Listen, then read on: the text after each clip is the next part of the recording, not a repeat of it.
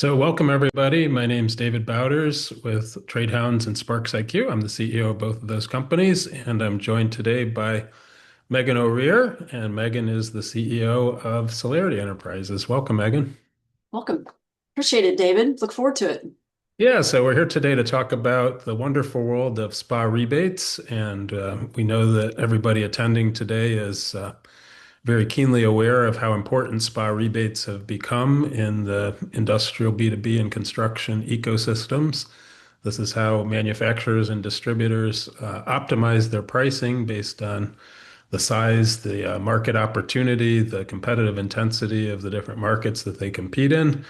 And as these programs have grown over the years, they're becoming increasingly complicated, increasingly unwieldy for both manufacturers and distributors to be able to manage. So today we'd like to talk about a new partnership among TradeHound, SPARXiQ, and Celerity to try to bring some order and to really help these programs for both manufacturers and distributors to realize the purposes they were created for, which was to help grow markets, to improve profitability, and to better serve customers. So Megan and I are going to talk a little bit today about how we do that and the analytical aspect of this, the workflow and platform aspects of it. And along the way, feel free to put questions into the dialogue window, and we'll try to keep up with those. And if not, we'll also take questions at the end of the presentation. We expect today's presentation will take approximately 30 minutes, and we'll leave some time for question and answer at the end. And with that, we'll get started. Again, my name is David Bauders, and I am the founder and CEO of SPARXiQ and also the CEO of Trade Hounds. And just to give you a brief introduction into each of those companies, Trade Hounds is the largest industrial B2B and construction social marketplace in the United States. We have over 500,000 members of the platform across both industrial and MEP and other construction verticals. They spend about $30 billion per year on and off platform across all of those different verticals. These are very much the Gen Z customers of the future. Over half of our customers, our members, are under the age of 35 years old. These are digital natives. They grew up with tablets at the dinner table and are very much into digital purchasing and e-commerce and that sort of thing. On the SPARXiQ side of it, I started SPARXiQ in 1993, so for over 33 years now.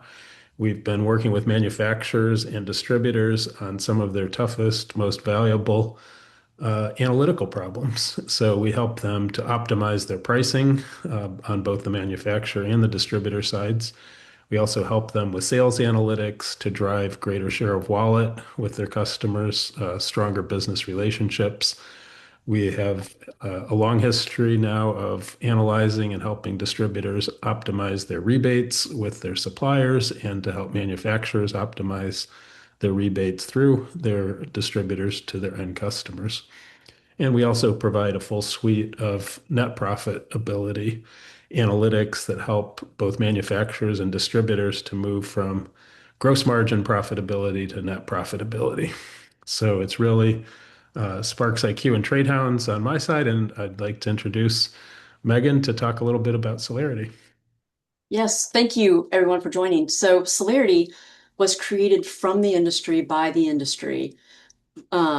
It's an automatic reconciliation of the spa process, and all of us know how difficult and challenging that process is. So our role is helping you bring in that data into your system, harmonize it, make sure it's you're getting all the rebates and all the items attached to your particular spas.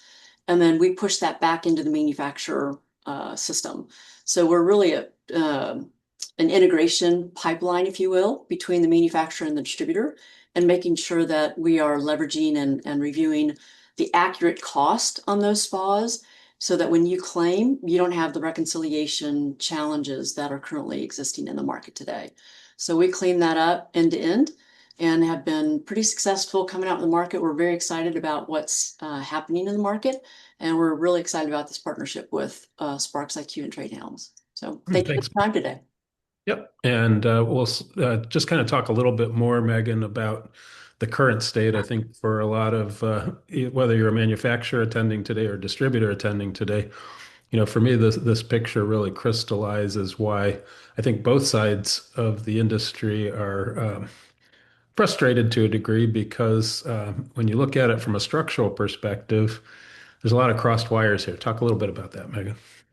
Yeah, so I have spent 18 years in the industry, and one of the common themes that I heard, and I was a vice president of sales for a very large distributor, and it was always about margin compression, lack of synergized data coming across the enterprise from a distributor to a manufacturer or a rep agent was getting involved. So, to David's point, this picture really outlines what's happening in the market today. It is just a convoluted mess. And so, it's really hard to have a many to many relationship because the systems just are not designed for that today. You look at any old antiquated ERP systems or even some of the newer ERP systems, they're just not built for the complexity that each manufacturer with all their different rules, each distributor with all their different behavior buying patterns, it's not designed that way. So it causes a lot of difficulty for either party to manage the process. So as you go through the slides, you'll see at the end how we bring it all together into a unified hub. And it's really streamlined that process considerably for both sides of the party, both sides of the house, if you will, including all the rep agents. So yeah, it's amazing. We are the most sophisticated and smartest industry in the world, but yet we run on so many Excel spreadsheets, PDFs. It's not sustainable for who we are as an organization. So that's why we're moving and doing better things. Yeah, so I think, as you look at the picture here, so we at SPARXiQ and Trade Hounds have worked with many of the distributors and manufacturers over the years. And what we see over and over again, if you're a manufacturer trying to, manage thousands of end customer rebates through your channel partners, typically you're just one manufacturer trying to move the distributor. But if you look at it from the distributor's perspective on the right side, most distributors have got 10, 20, 30, 40 different manufacturers that they're trying to organize to support their trading programs. So the manufacturer has a difficult time getting every distributor to report their data the same way, to be able to authenticate and validate rebate programs, to be able to even get channel salespeople to move in the same direction because they're just one of many vendors. And then as a distributor, it's hard to get the manufacturers because, frankly, that manufacturer you may or may not be important to that manufacturer. So really, this web of tangled wires is ripe for rationalization. And in order for good programs to get better and for bad programs to get fixed, we got to fix the cable work between these parties, or else all the best analytics in the world aren't going to address the pipeline issues that sit in between. Yep. So, why do rebate programs drift? I think one of the things that's come out of conversations we've been having with manufacturers and distributors is nobody actually designed the world of rebates to look like it does today. Everybody started out with, a fairly basic idea, which is having the right pricing levels for the right opportunities and, setting prices to market and trying to drive outcomes from that.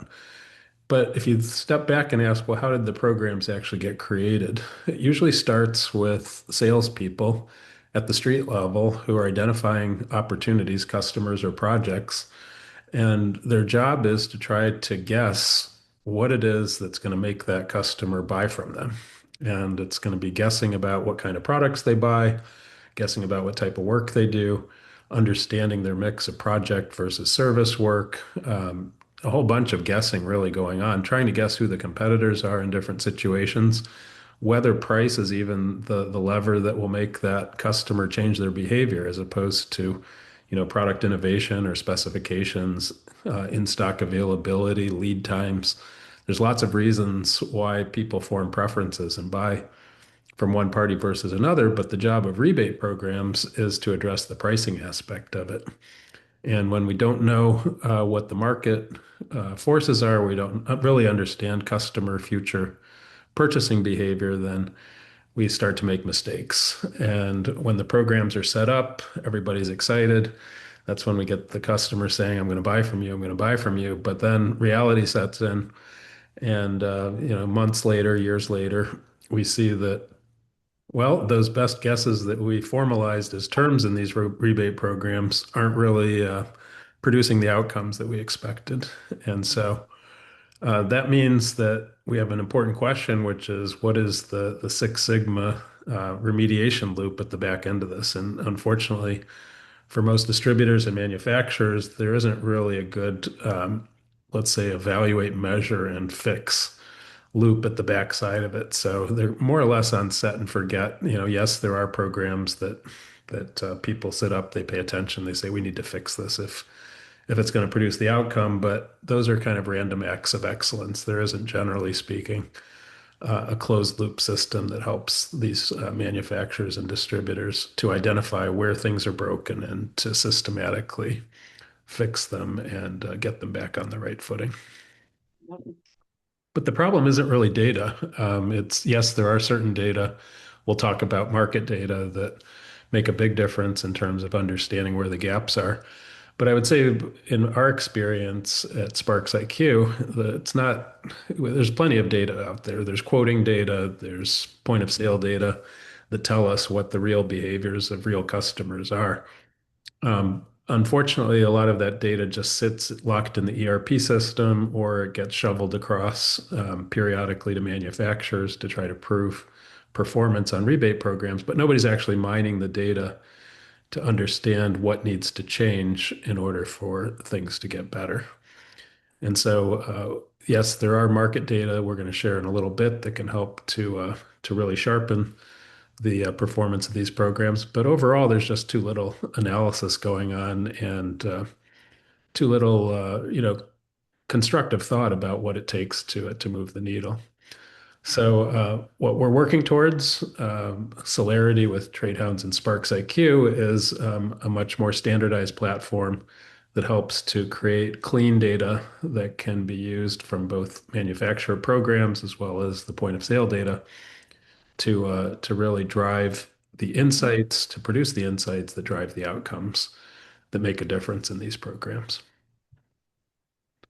So in order to really get rebates doing what they're supposed to do, there's really five elements or levers that need to be right with that rebate program for it to work properly. First of all, it's about having the right customers on the agreement, and they need to be on the right agreements. So they need to accurately reflect the types of customers they are, the types of products they buy, what their market spend is, where there's competitive intensity, all of that good stuff.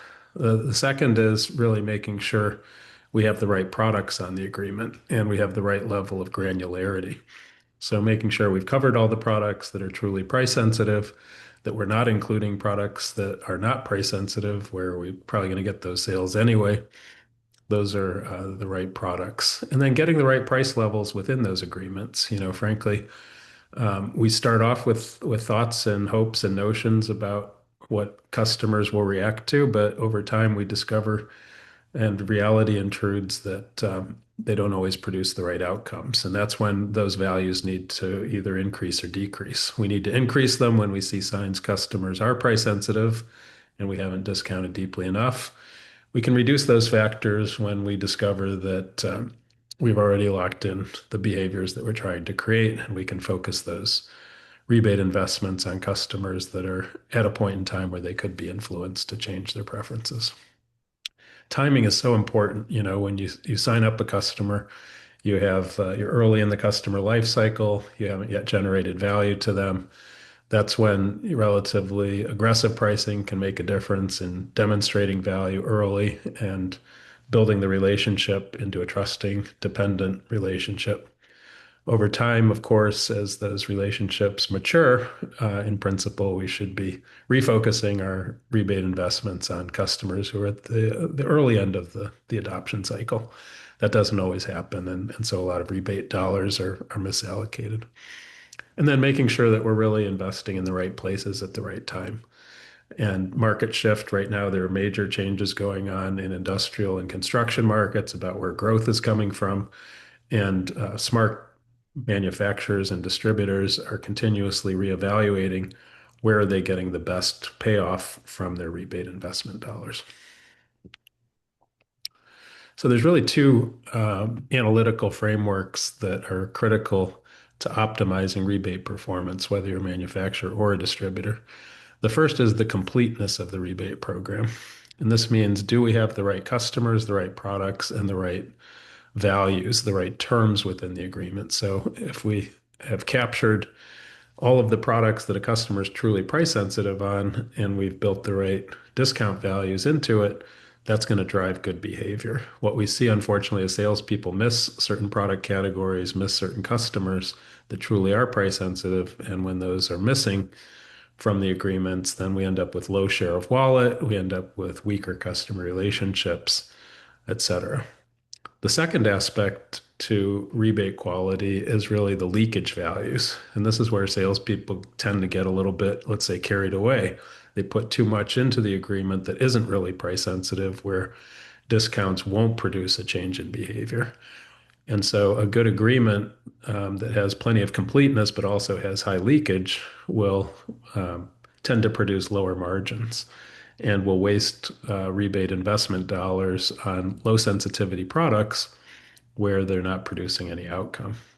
So in an ideal world, you have 100% completeness where every product the customer is price sensitive on is in the agreement. On the other side of it, you have no leakage. That is, you haven't included products the customer is not price sensitive on.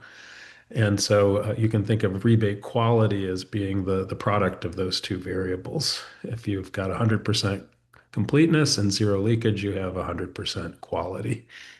And why that matters, of course, is that completeness drives wallet share and relationship, and the leakage drives margin realization. And that's really where the foundations of rebate optimization quantitatively come from. So the first problem that SPARXiQ and Trade Hounds work on is really the quality gap. That is all the agreements that have broken pieces in terms of missing customers, missing products, inappropriate exclusions, inappropriate inclusions in the agreements, and or the price levels themselves are out of whack. And so we mine the market data and the transactional data to be able to identify those defects in the agreements that will either increase share of wallet and top line revenue or improve net profitability. And then we work with Celerity to deal with problem number two, which is the execution and process friction. I'll let Megan cover this side of the equation. Yeah, so many times, as I'm sure all of you've experienced, you have to take the data, but what do you do with it? How do you get it back into the manufacturer system? So we are working pretty aggressively with a broad base of manufacturers to start pushing that data back in their system in a meaningful way. So there's a lot of data out there, but if you can't execute on it with the manufacturer, then that becomes a gap. The manufacturers have been really leaning in with us on kind of improving their overall process. They understand that they have challenges within their own walls, but if we can be that kind of separate eye, if you will, that looks at what makes the best of the best and make those recommendations back to them in an executable manner, then it provides an opportunity for them to really leverage their commercial investment, make smart decisions when it comes to putting spas in place, making sure they're the right ones, making sure that they're supporting you in the local market with what you need when you need it, so that both of you can go out and sell more products instead of worrying about, do we have the right products on the spa, or are we working on reconciliation? We're really trying to make it to where both parties come together and help sell more product in the marketplace by having tangible, reliable, up-to-date data. And so that's what we do, is we work directly with the manufacturers, pushing that data into their system, working with them about best practices. So it's the combination of the two really becomes a powerful story. Thanks, Megan. So we're going to talk next about market intelligence, and the foundation of all great rebate programs is having a 360-degree view of what your customers are doing. And this is one of those things where markets change, businesses change, and agreements need to change. And we see our end customers going into new types of work, new types of business, really having different consumption patterns, different applications that they're consuming in. And it's critical to have appropriate SPA rebate programs to have great market intelligence. So we're going to share with you in a few minutes about the Trade Hounds market database that helps us to understand for any given end customer opportunity, what is the spend potential, what's the spend profile, and how do we keep that up to date as our customers change and markets change. So really, there's a few key layers to it. It's customer intelligence, which is really understanding the customers whose behavior you're trying to influence. It's being able to understand what their true spend potential is based on real market data and the actual spend that's going on in the marketplace. Product intelligence, which is understanding the changing market profile, market baskets of different customers and what their total spend looks like across different categories. And then understanding the ongoing daily behaviors in terms of quoting activity, purchasing activity, buyer signals, and being able to engage buyers at the right time when the right programs are in place to drive the outcomes. So these are all intended to sharpen the accuracy and the quality of the rebate agreements, as we said earlier, and make sure that as markets change and as the landscape changes, that our programs are staying up to date and staying aligned with the marketplace. So with that, I'm going to turn it over to Ryan Brown to present, and I'll give you a guided tour, just a quick drive-by of market data, and we'll let you understand how that plays a role.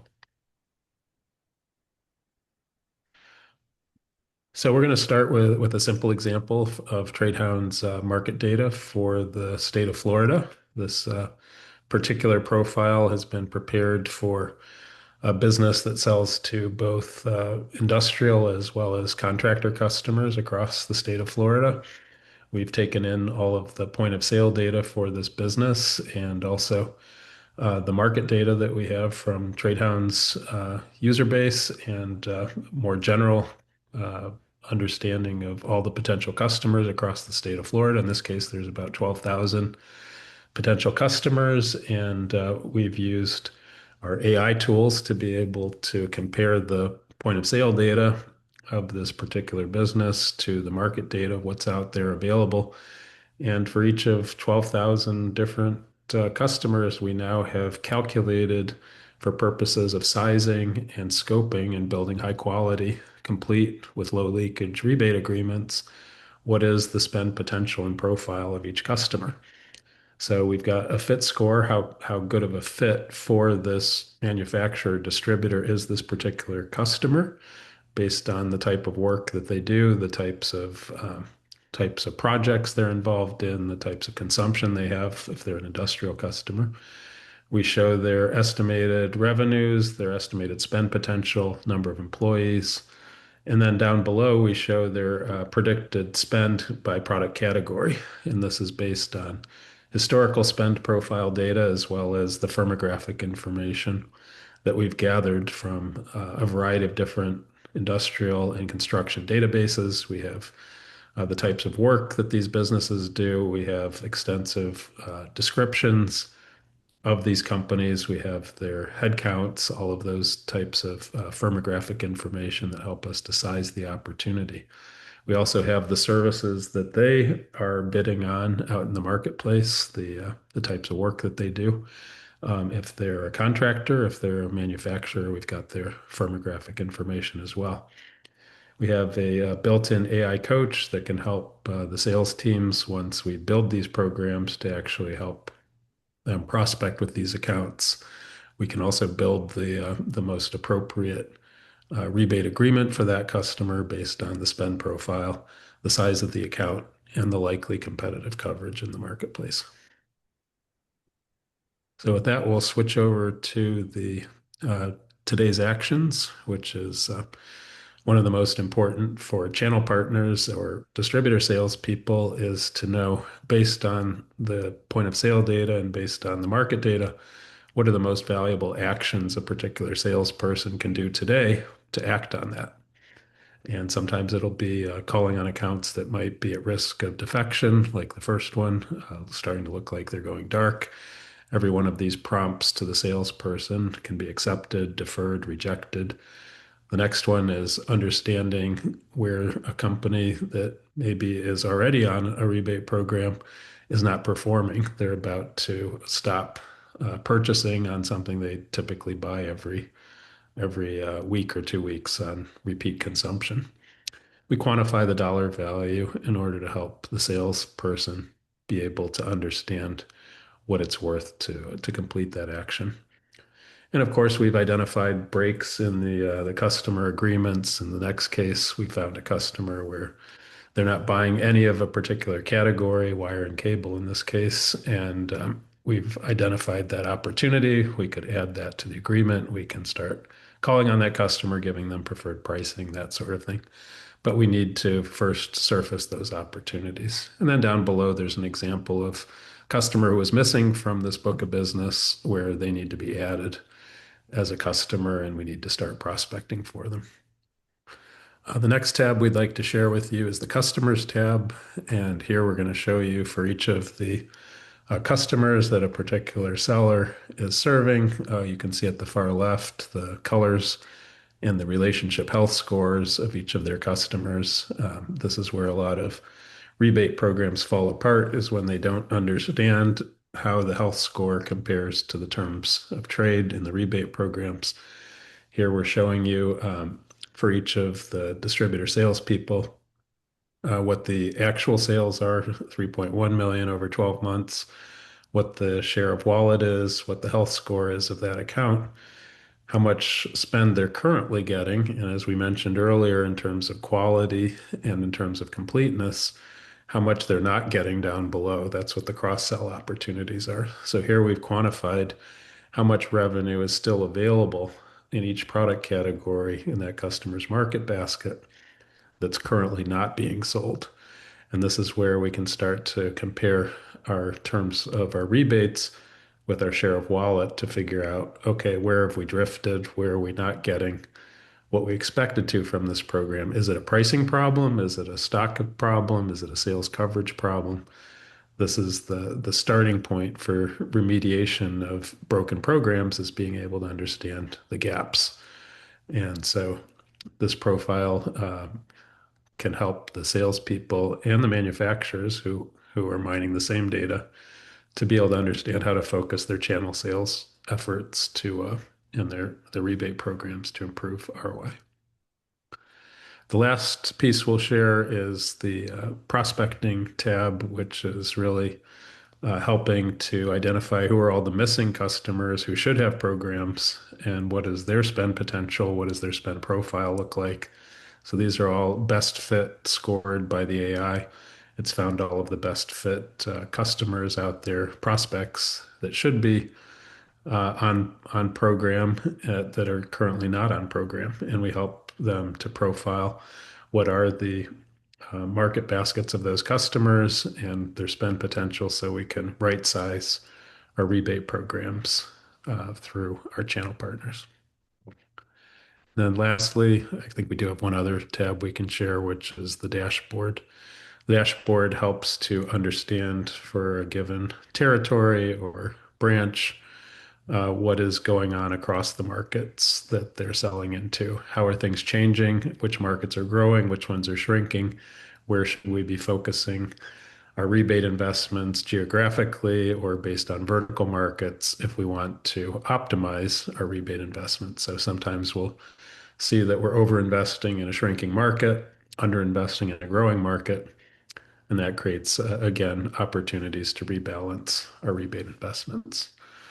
So with that, we'll have Ryan pause and his screen sharing, and I'll share mine again.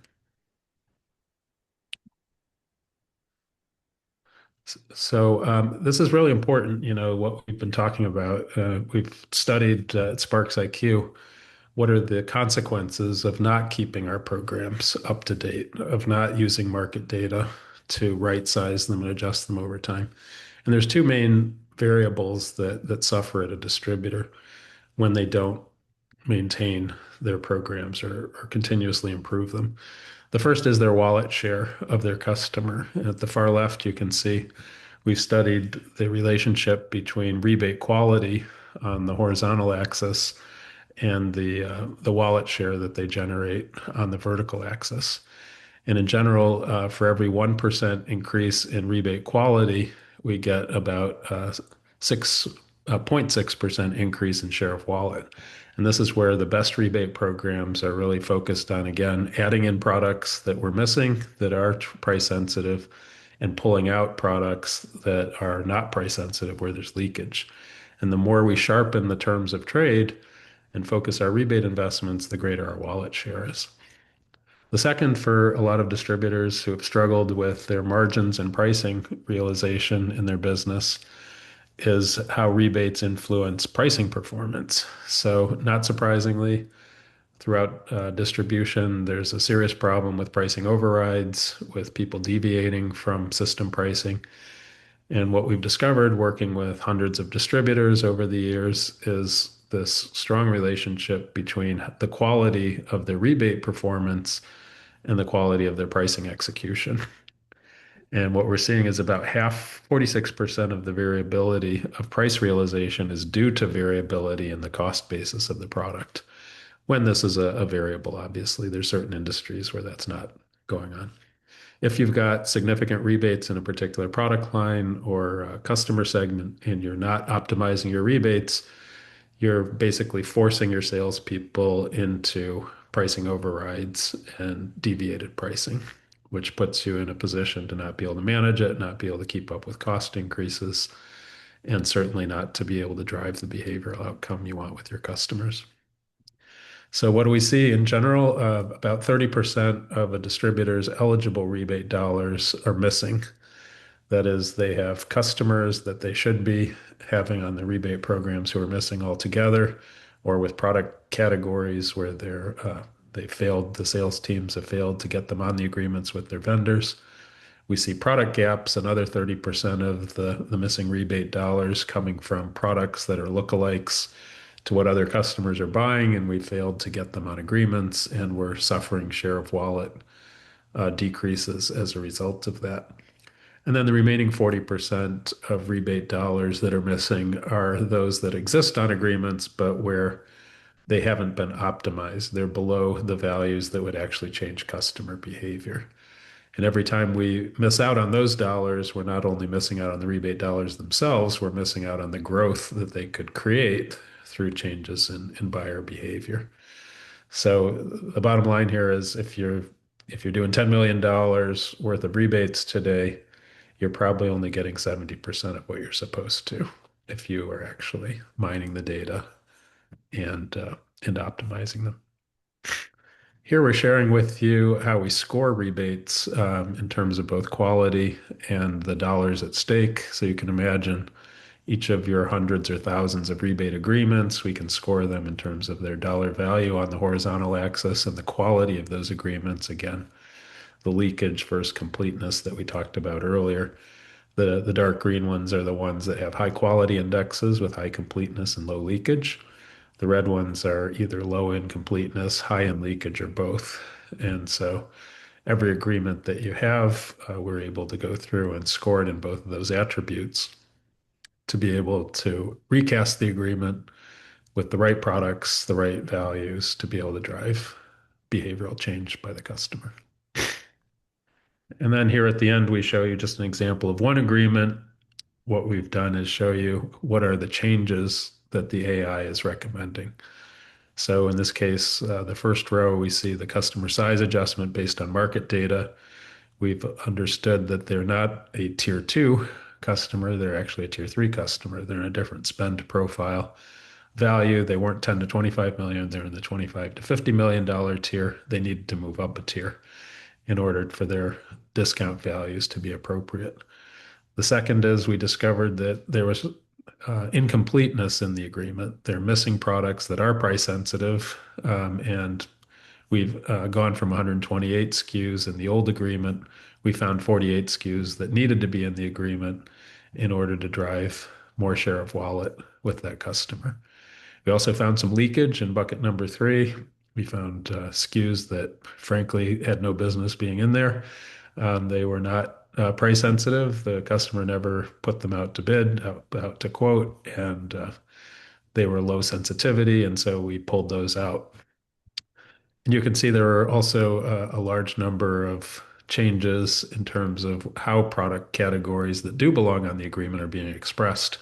So in some cases, they were too broad. That's the first case where they were set up as product categories that need to move down in terms of granularity to being family level rebates with deeper discounts. So we found 9 categories were shifting into 18 families, and that gave us 34 SKUs where we're able to actually increase our rebates. And then there's other cases. I won't go through all the different combinations here, but we're basically analyzing the question of what's the right level of product definition within the agreement. Is it SKU level, family level, or category level? Of course, when we set them to macro in nature, we can't afford to invest as aggressively because it's covering more product. When we do it too narrowly at the SKU level, we may not change the behavior of customers who buy related SKUs that aren't on the agreement. And then lastly, we show you across these different buckets, what does the rebalancing of discounts look like in these different buckets? Obviously, at the category level, we have relatively shallow discounts going from 5 to 5.5%, for example. At the product SKU level, we can get deeper discounts where we move up by 350 basis points, for example, in discount because we've narrowed it down to the SKU level. So bottom line is across a book of business, you might see um, significant revenue gains and significant margin gains because of that.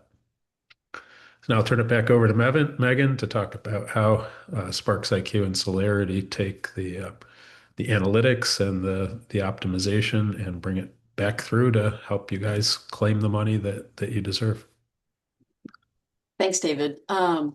Yes, so as many of you are engaged with your different manufacturers, and your POS is obviously the central point of the hub.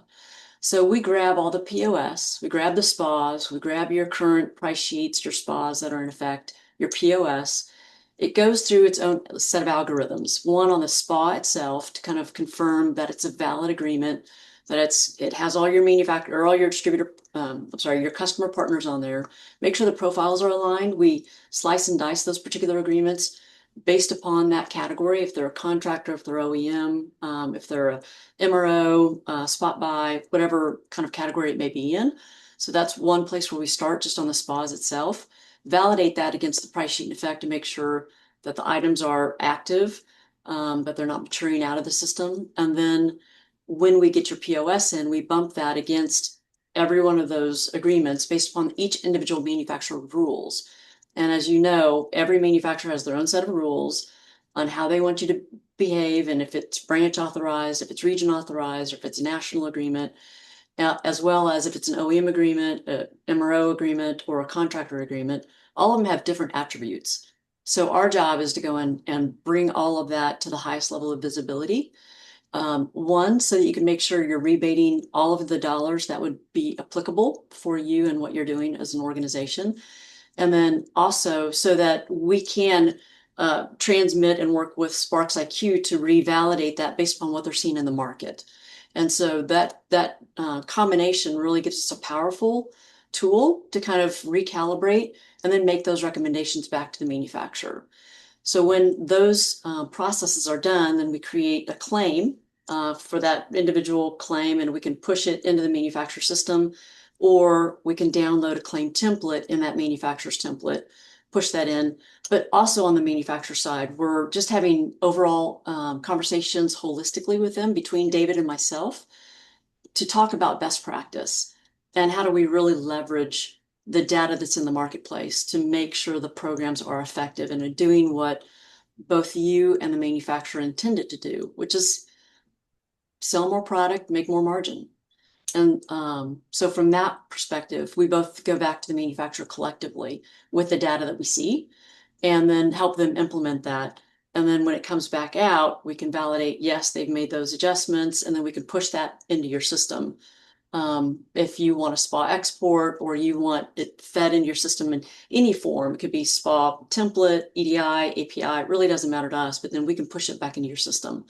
So it's kind of a closed loop from that perspective.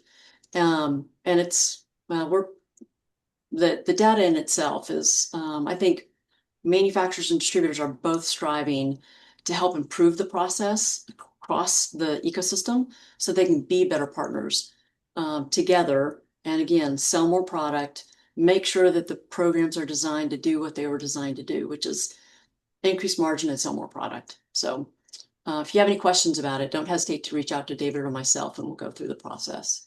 Our next slide, Megan, maybe you can cover this, just how it starts to solve the chaos problem that we led with earlier.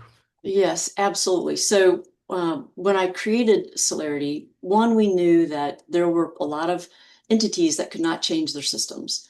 It's just, well, they could, but it would be costly and a long duration. And in many cases, people don't have the resources to do that. So what we did is we created a central hub that sits between the manufacturer and the distributor. And we understand if you can't change your systems, we will meet you where you are. So if you're a manufacturer and you're sending out Excel spreadsheets, fine. We'll take those Excel spreadsheets, we'll absorb them, and then we can transform them and push them back into the distributor system in whatever format they want so they can have consistency. Then the same for the distributor coming back to us, the POS, doesn't matter how it comes, just as long as it's consistent and preferably nightly. Once we get that, then it comes into the system, we go through all the algorithms, and then we can output that to any manufacturer system, whether it's our preferred method is EDI, but we can do API. Some manufacturers are still stuck on Excel or CSV. So we can create that template in their particular template so you can download it. Now, if we're engaged with them EDI, it will just be a button and it will go EDI. And we do have some manufacturers that are doing that today. And we're working on quite a few more where we will get them engaged end to end completely. And then at that point, when the 849 comes back to us, then we review it, look at it. We see some discrepancies. We've been working with some manufacturers who have just some challenges within their SAP system or whatever their ERP system is. So we're helping them identify what those challenges and inconsistencies are so that they can change that process internally within their walls. So it's a, yeah. And I think, really the key that we're working towards is a unified hub, which, every distributor can have a single platform for all their manufacturers. Every manufacturer can have a single hub for all their distributors. We're not asking people to change their data standards or formats or anything like that. We're just creating the pipeline, as it were. We're also seeing the importance of rep agents in terms of how they play into the approval of programs and also the channel sales coverage models. So we've really worked hard with Celerity to be able to automate and to optimize the entire rebate process.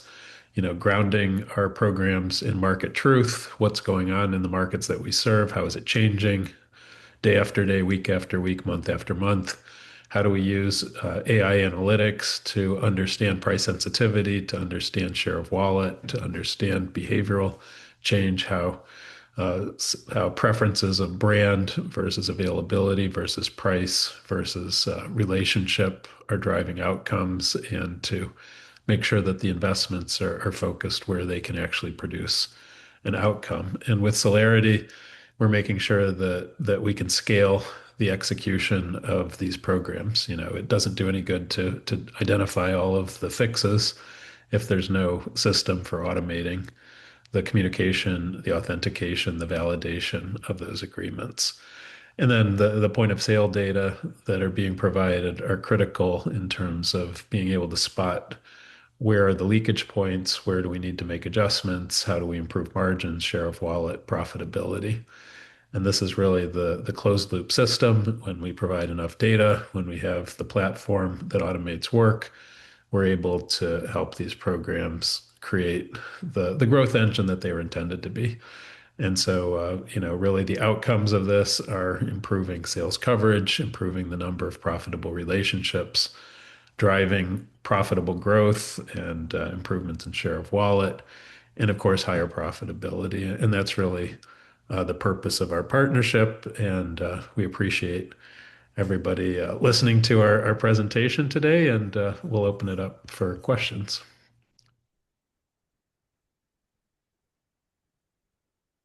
See if we have any coming in.